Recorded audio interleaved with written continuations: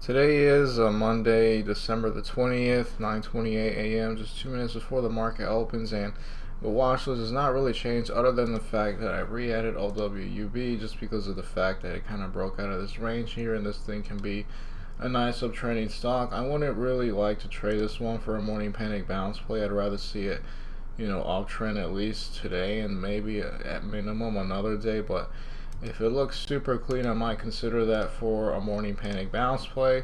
Same with the other OTC stocks. Some of them, like this one, is not something I'm going to be considering to trade unless it uptrends. I didn't remove it on Friday, but that was my plan there. And maybe something with IOUS if it does something with a lot of volume. It's kind of degenerate, not really offering that much movement.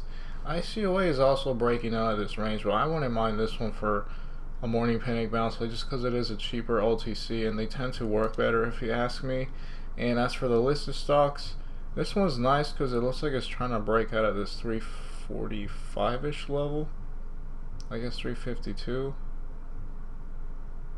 The high is 346, so this one will be interesting, but I'm going to prioritize on OTCs, and I'll just watch RIVN. Not necessarily interested in trading it right now, but that's what I have for, in terms of what I think I'm going to trade if there's any good setups right at the market open. It is 9:55 a.m. and there were multiple setups, and I was at least able to take one, but I could have done much better.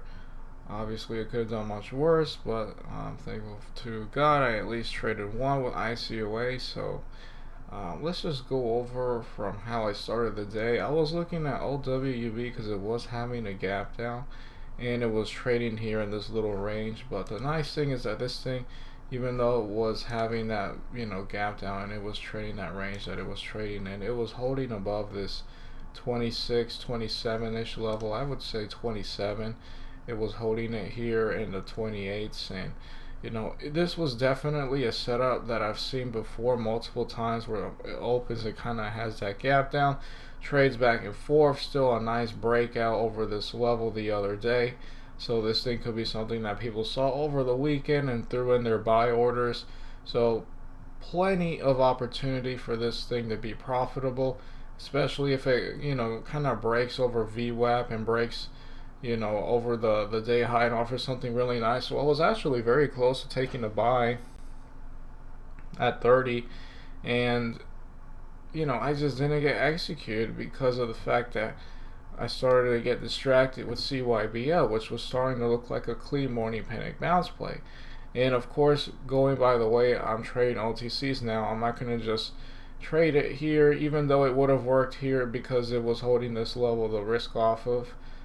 Give or take this level, or maybe in this case I just looked at it wrong and this was the level it played off of. It had a bit of an uptrend, and then when it broke it, and it held, maybe that was when I was supposed to be in. It did make a move just in one freaking candle right all the way to here, but this thing just isn't trading the volume that it's normally trading. I'm probably going to consider staying away from morning panic bounce play setups unless they have more volume. But because I got distracted with that, I stopped looking at OWUV, and then for me to again figure out my dollar risk level and everything like that, it just would have taken too long. It started to make the move, and it was something nice. It went from the high 29s to 31. It did get to 32 if you were lucky and you sold at the ask. But yeah, this thing totally offered a setup, and then I was watching it here, maybe like a double bottom, but this one did break, and I thought that was fine. I'll just keep watching it, and then it did base off of this level, this 26.7 level, which is slightly, if not exactly at that breakout level, give or take at 27, just playing a little piece off of it. And that was a nice reversal. Right now you could sell at 29.1 and you're in at 27.6. So yeah, if I were to have been better, I wouldn't have looked at CYBL because it wasn't a very, even though it looked clean just looking at the chart, it wasn't something that traded with a lot of volume. I would be in the setup here, I would have been profitable here. and maybe I would have been in this setup too, although this one's a bit risky because, you know, it just broke this level and it could keep panicking. But I like how it was trying to hold this level because, as you can see, you know, had its downtrend here, kind of, you know, opened here and came back. It was just not able to break under this 26.6 level. It was having a hard time because there was a lot of people at the bid supporting it. So that was the idea with that one. CYBL was just that. It didn't do anything else. It would have been something where you would have had to have sold immediately, and it doesn't trade with much volume, so that would have been kind of hard. As for IOUS, it's nothing that I'm interested in, just no volume. I haven't looked at the listed stocks that much. It's nothing I would really be considering trading right now. This one's kind of nice that it actually held VWAP. Yeah, nothing really with RAV in that I'd be interested in. I mean, you could say it's a dip buy, right? It's putting up higher lows. Here's a low, higher low. Oh, I guess this is more of a double bottom. But with everything that's you know, doing, I would say it would be a little too conflicting for me to be interested in it. Although I can make a move towards the upside. I did trade ICOA. I didn't realize that I traded such a small amount of shares, and I probably should have stayed trading an $8 risk level, but I traded a $4 risk level just because of how, you know, inexact was this pattern. And this thing was like a morning panic bounce play, but it wasn't like absolutely one. It wasn't a clear morning panic bounce play because of the fact that, you know, it has this gap up, so it's not really like red on the day. It just lost a lot from its gap, and that's something that can continue to fail. But I did see some kind of level 2 reversal. I did take it. Normally I would trade an $8 risk level on anything that is not a morning panic bounce play for OTCs, but I traded 4 just because I was that scared, and that actually led me to trade just a tiny position. Right, I traded, you know, 5,000 shares. That was such a small position, but that's fine. I think, you know, I was just trading it with the way I was at the moment. I feel better now. At least I was able to nail an OTC setup because I haven't, at least as of last week when I was able to trade OTCs again. So what was this? This was like a fake morning panic bounce play because it was up, you know, having a gap up, and, you know, I traded it super cautiously.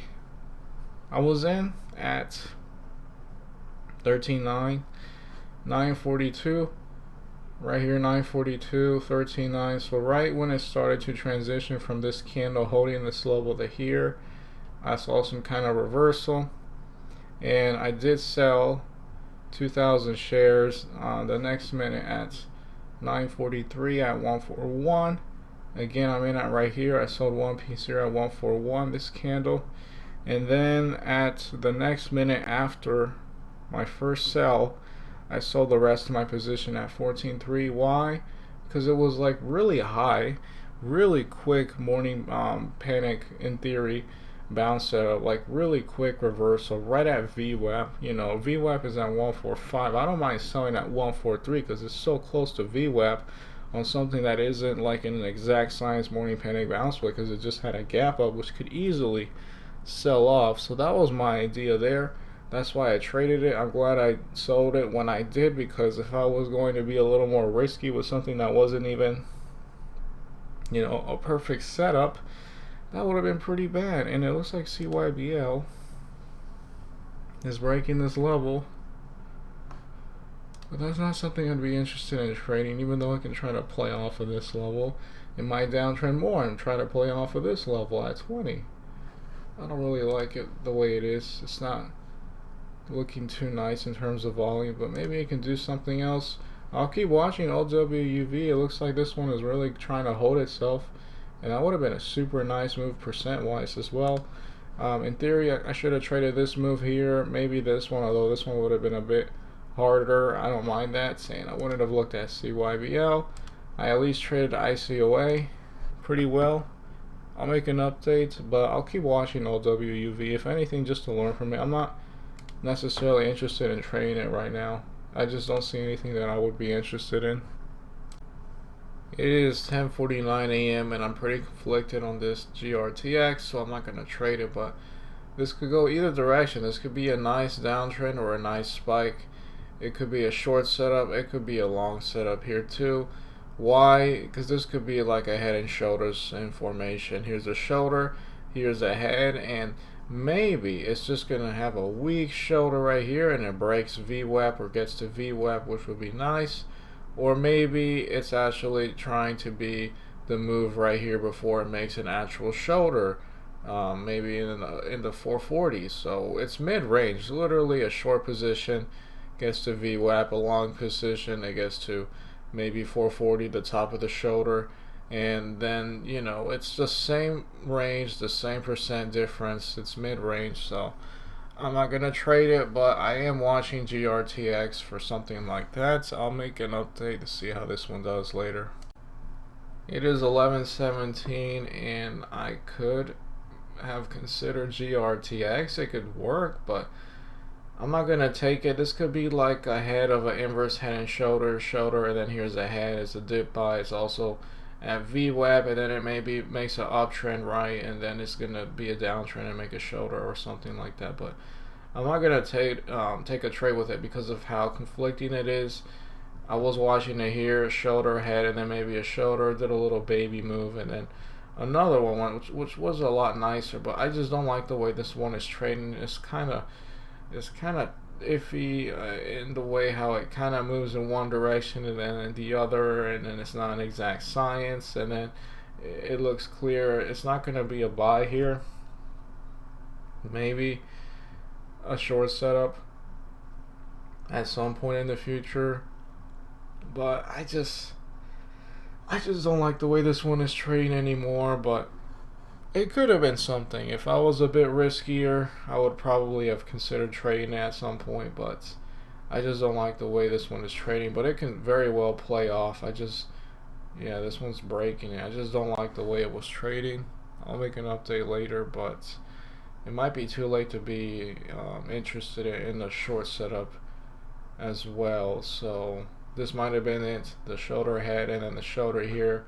Hindsight 2020, but this thing was also looking like it was going to make an inverse head and shoulders. I guess I could have taken a short here because now looking at it, shoulder, head, and then this is the shoulder. Here's the inverse head and shoulders that failed, shoulder, here's the head, and then I could short this range here, the neckline.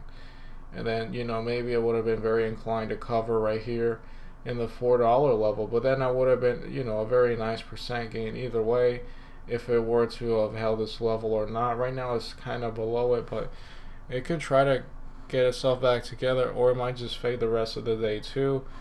The overall markets are not looking that nice, but maybe with the idea that SPY is trying to consolidate and maybe uptrend from here can help a speculative stock like this one continue and move towards the upside. So that could be a possibility too. But yeah, I guess hindsight 2020, I could have taken a short here. Maybe I would have been out completely or at least half of my position here just to play it safe. But that was a pretty interesting thing to look at. Okay, it is 8:44 p.m. and I'm here to call it off. Overall, I just had one trade with ICOA, which was a imperfect morning panic bounce play that I traded a super small position and I made a tiny amount of money. I was trading a $4 risk level on an OTC setup. I probably should just stick to $8 and $15 for morning panic bounce plays for now.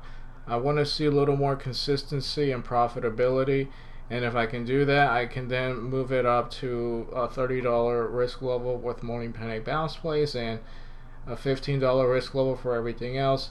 Literally, compared to a $15 risk level, I traded 4 times as small as I would have, and I made 4 times less than what I would have. But I definitely should have traded an $8 risk level. I didn't realize how small that position was going to be.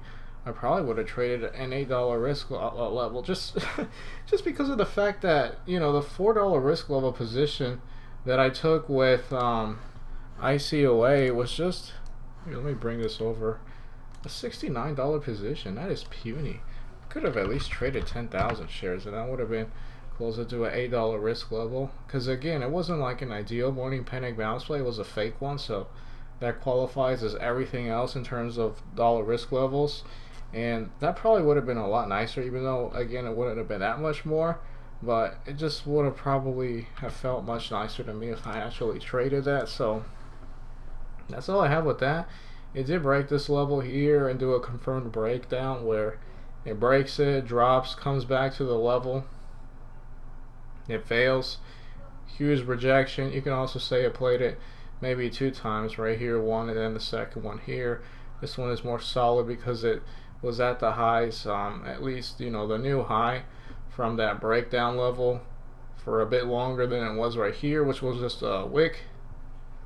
It faded off. Unfortunately, that does not make it look good for any potential morning panic bounce play setups in the future. They haven't really been working that well, unfortunately, but there is going to be a time when they will, and I will be interested in trading that. Nothing significant with OWUV, just a consolidation day. Didn't uptrend or really downtrend, it just kind of hung around the same level.